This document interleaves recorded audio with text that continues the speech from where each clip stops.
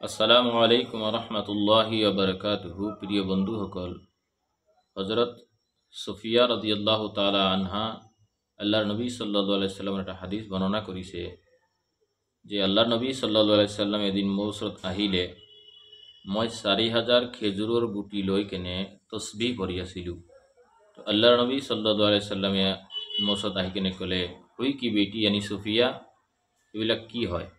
তো সুফিয়া রাদিয়াল্লাহু তাআলা আনহা ক'লে, এইবিলাক খেজুৰৰ গুটি হয়, মই তসবিহ পঢ়ি আছোঁ।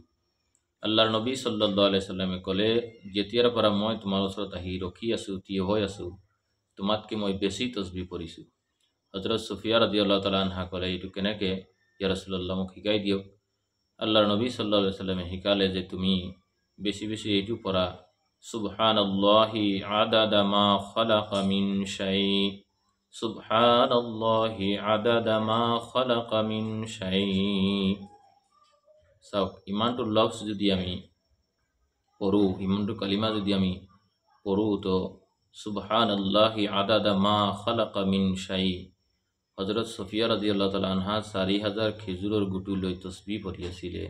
আল্লাহৰ নবী সাল্লাল্লাহু আলাইহি সাল্লামে শিকালে যে তাতকৈ তুমি বেছি সব হাসিল কৰিব পাৰিবা যদি এই তসবিহটো পঢ়া।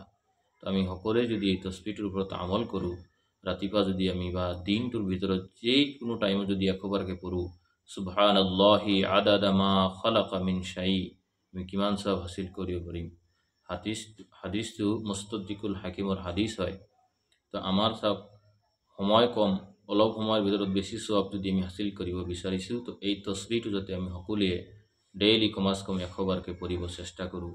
সুবহানাল্লাহি আদাদা মা খালাকা মিন শাই। আল্লাহ তাআলা আমাক তৌফিক দিয়ক।